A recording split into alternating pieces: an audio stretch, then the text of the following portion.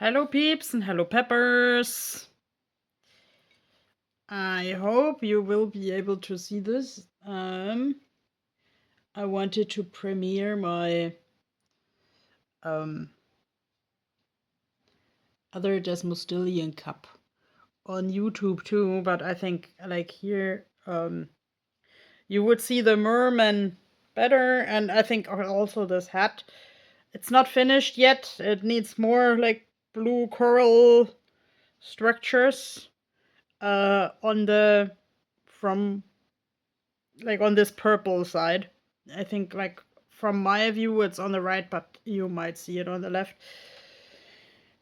And yes, it's still attached to the yarn ball that fell under my bed. And talking about under things like the merman, according to the Sea Monster Museum in Bíldudalur in the West Fjords of Iceland, are sort of like people, but they live under the sea.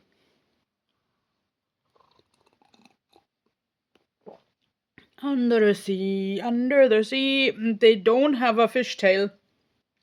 It's like a little bit more like this belief in Hurtefolk, in the hidden people who also sort of live in a parallel dimension.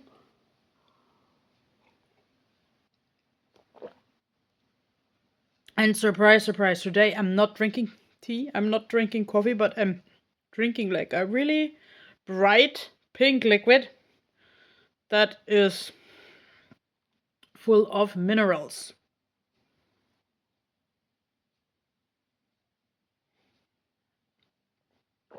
I had such a beautiful travel to the West Fjords. And actually I made the seam of this hat grow during the ride. Like, I don't drive myself. I think I've mentioned this a couple of times that I can't. But I found some really dear people who were going to our outdoor exhibition in Selárdalur anyway. So, yeah, they decided to take me with.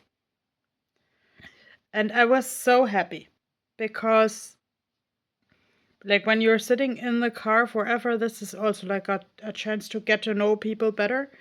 And I think I've mentioned a couple of times that in Iceland and other Nordic countries, the rural regions and the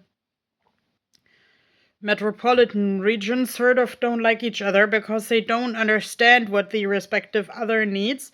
And like in Iceland, that also often seems relevant because of this discussion, EU or not EU. I mean, of course, like now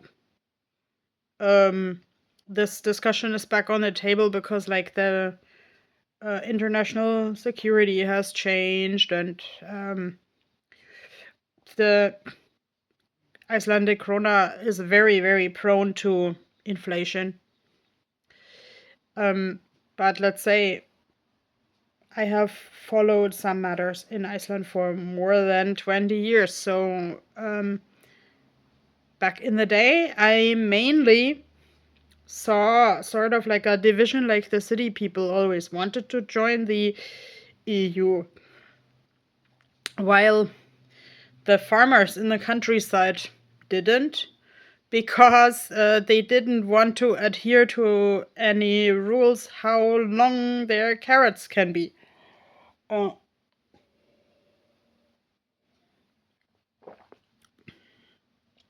course, this is like pictured very black and white. And at least my algorithm shows me a lot of efforts to convince the people here that the euro would bring more financial security. I haven't asked every single person in the country, of course, how they view that. And of course, I can't ask every single person in the country. But I always want to understand both sides. And I must say, I have never lived on a farm. I have never needed to survive on agricultural subsidies. I mostly meet the farmers at the film festivals when they present something about animal husbandry or future fears or ecology. And I know I just returned from the original home of the legend of the Fjords, and like at least in the olden days when we didn't have science yet, at least not that prominently, it was mainly the sheep farmers who were afraid of Fjords because he supposedly like bit into the udders of the mother sheep and seriously injured the sheep, and also caused them to have like miscarriages and somewhat disfigured lambs.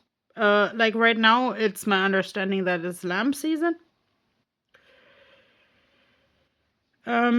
So maybe this story is a little bit up to date, but maybe I can spoil a little bit of my Fjords book, because this is about people like finding out that this is an authentic animal, and that the Fjords who go after the sheep are actually just the juveniles who, let's say, search for their place between mating and still drinking from the mother. And let's say the sheep would be the animal that is most compatible size-wise in the legend. And it is my understanding that like when sheep are related to goats and you can actually raise a lot of orphaned little mammals on goat milk, shouldn't the sheep milk then also be healthy? I grew up with like sheep cheese, sheep feta in Germany, and this is actually so uncommon in Iceland. Probably because people have forgotten the lost art of milking sheep. But yeah, I'm not trying to teach anyone to milk sheep. I'm just writing urban fantasy books to give people to think, like some input for like the ecosystem. And yes, I want to be more honest about my chaos because actually my friend on the internet recommended me today an Instagram account of an artist with health issues who is honest about living in the chaos. And I think the chaos, of course, needs to be managed in some way or other.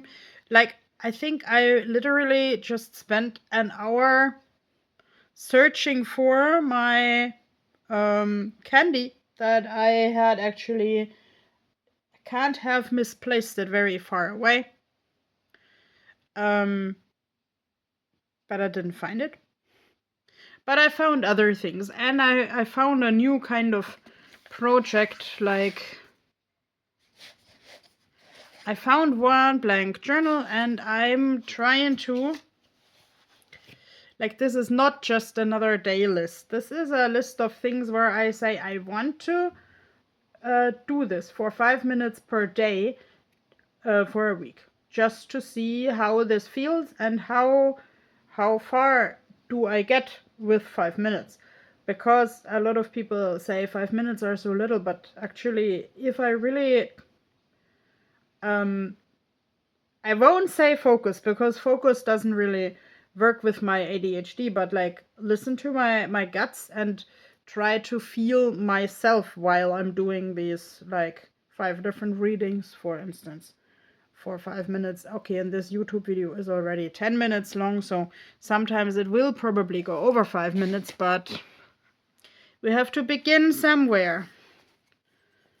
And again, I can't get over how much this, like the body looks like the classical Desmostilian reconstruction. But since I'm such a like Desmostilian geek, I have to say the teeth are wrong. Because Desmostilian means column teeth, and do you see any columns here? What says the puffin? No. Okay, and now I'm going back to my puffin painting because that's also on my list for the 5 minutes. I'll see you when I see you. Bye bye.